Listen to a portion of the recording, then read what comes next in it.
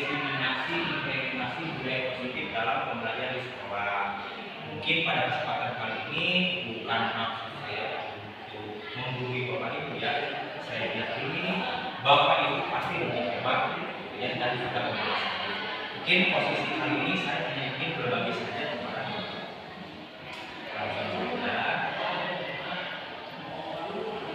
Yang pertama, budaya positif. Ada yang tahu budaya positif itu apa? Budaya positif, kalau arti budaya itu apa kira-kira? Budaya. Betul, kebiasaan. Kalau positif, baik. Kebiasaan baik yang dilakukan di sekolah. Nah, ada 5 Bapak Ibu ya posisinya itu.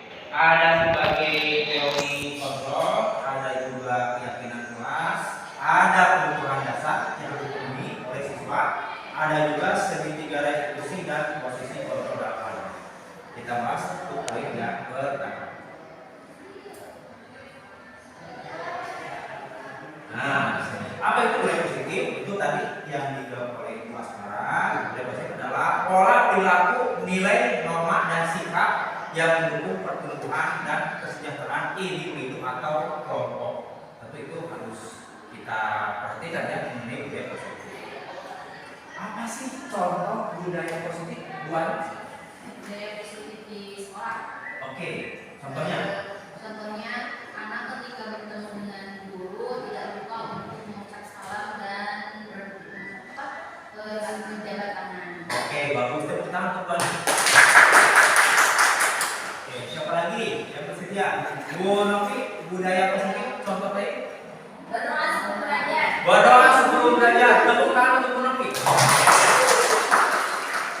Bu Nadia, contoh budaya positifnya saya? Saya berdoa. Apa? Buang sampah pada tempatnya. Buang sampah pada tempatnya. Benar. Tepuk tangan untuk saya. Oke, alhamdulillah. Apa yang dikatakan oleh Bapak Ibu barusan itu adalah contoh budaya positif yang ada di sekolah. Itu harus kita pertahankan ya budaya positif.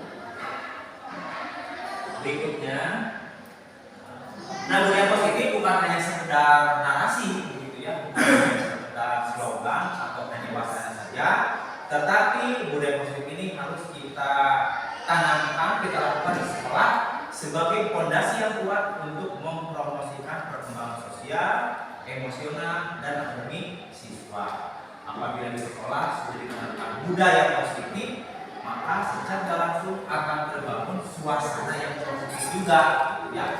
Jika suasana sudah positif, maka saya meyakini baik guru dan siswa akan melaksanakan kegiatan pembelajaran dengan penuh bahagia.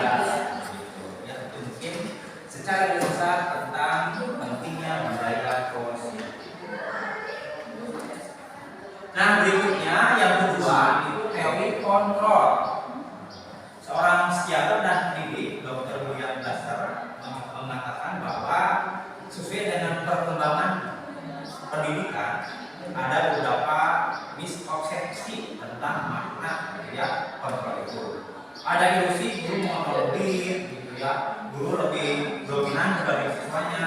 Ada juga ilusi bahwa kritik dapat membuat orang merasa bersalah. Ya, ada juga ilusi bahwa semua pengetahuan positif dapat efektif dan bermanfaat. Dan yang terakhir, ilusi bahwa orang dewasa memiliki hak untuk membangsa. Padahal sebenarnya tidak seperti itu Bapak Ibu ya. Ini hanya sebagai teori hasil penelitian dari Dr. William Glasser yang memang terjadi di kehidupan kita. Ini perlu kita teruskan ya. Itu tentang teori kontrol.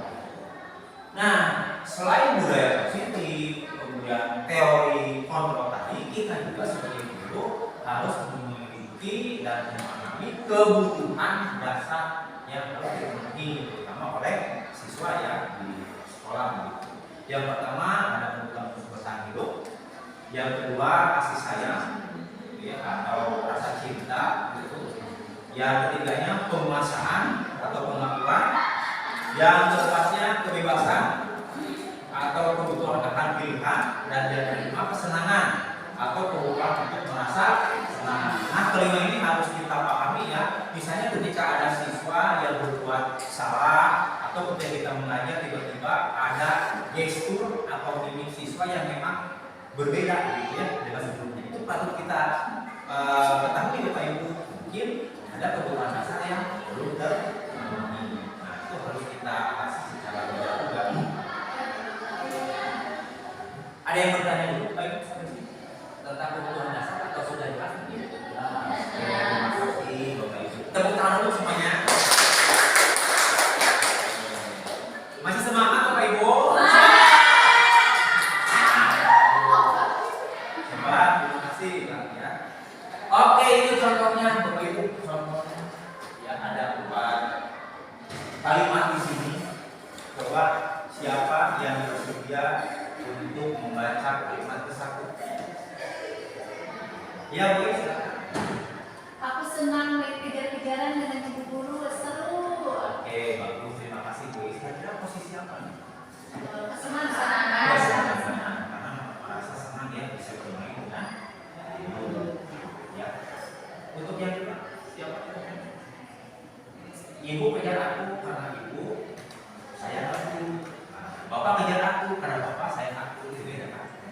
Nah, kira-kira posisi di mana ya? Kasih sayang atau rasa cinta. Rasa sayang harus kita miliki, termasuk rasa cinta.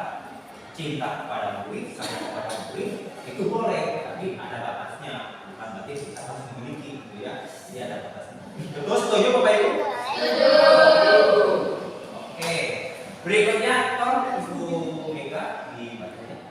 Kalimat yang ketiga. Aku hebat kan?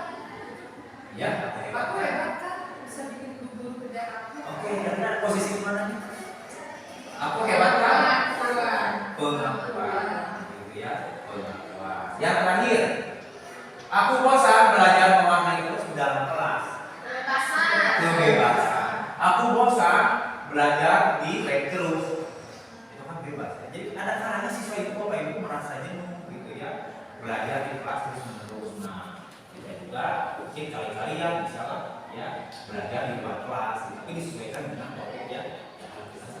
Supaya tidak ada rasa jenuh. Oke, udah tadi Pak Ibu ya. Berikutnya itu tadi contohnya. Ini sama. Nah ini sama tadi contohnya Bapak Ibu ya. Nah yang berikutnya kalau tadi itu kebutuhan dasar. Sekarang ada 5 posisi kontrol. Ada 5 sebagai penghukum, pembuat merasa bersalah, sebagai teman, sebagai pemantau atau sebagai manajer. Nah, itu di antara kita berada di posisi mana, gitu ya. Dan saya yakin sebetulnya pernah sih kita lakukan, cuma kita belum tahu bahwa ternyata selama ini kita pada posisi ini.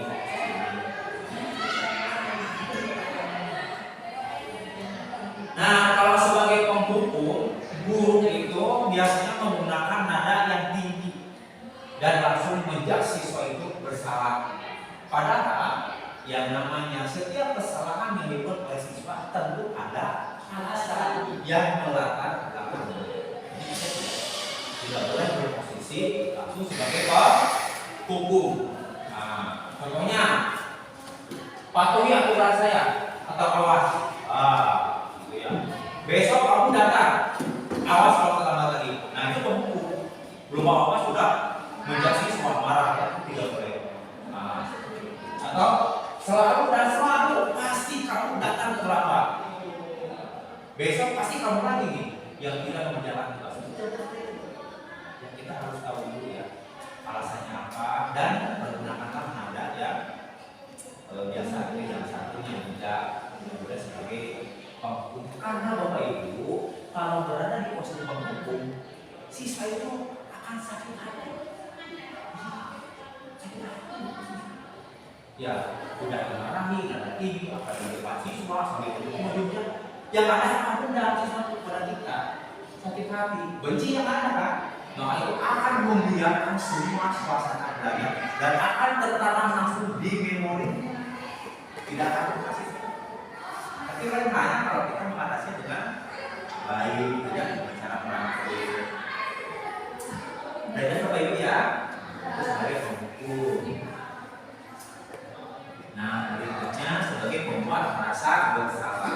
juga menurut saya harus kita perhatikan dan kadang-kadang kita juga pernah yang melakukan obat penasar bersalah. Nah, contoh obat penasar bersalah ini contohnya dimulai dari nada suara yang memelas, halus, sedih, atau bahasa tubuhnya yang merapat pada anak yang merasa lesu gitu, atau ada juga kalimat berapa kali bapak harus beritahu kamu ya sudah berulang kali kamu katakan begitu. Itu kan obat penasar.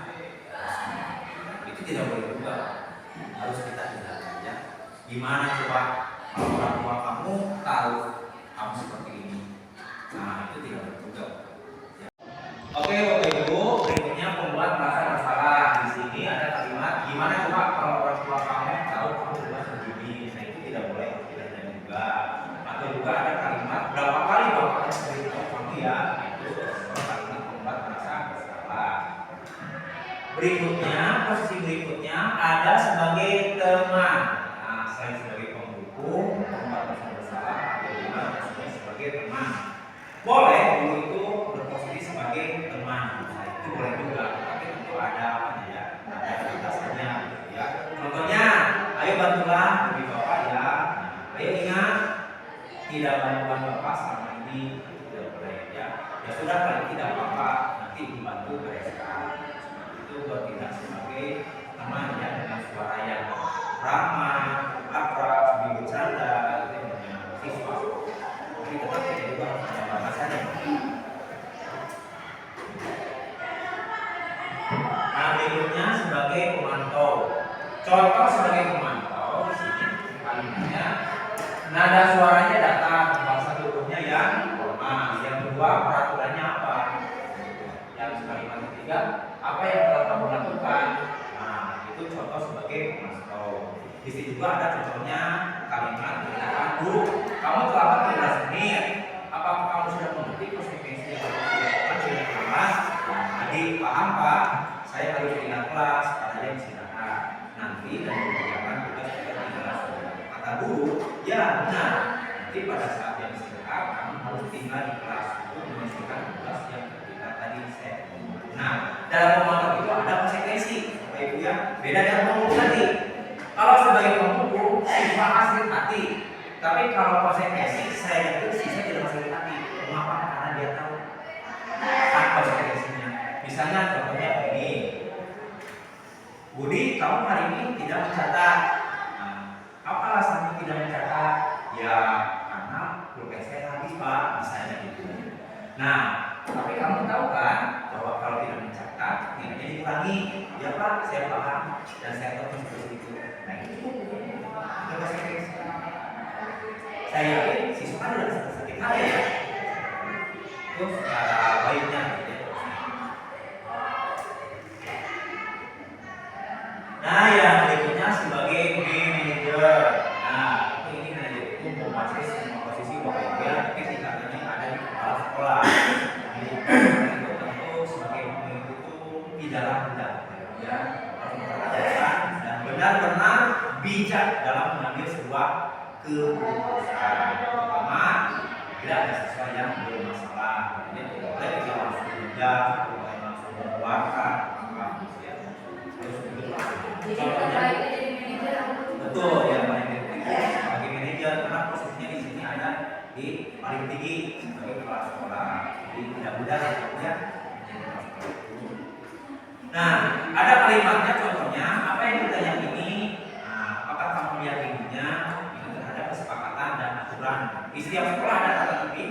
Nah, tentu ketika sudah melanggar dia harus tahu tata tertib yang kita tanyakan tadi awalnya. Misalnya ketika ada siswa yang melanggar pakaiannya dikeluarkan tapi siswa tidak tahu terhadap itu.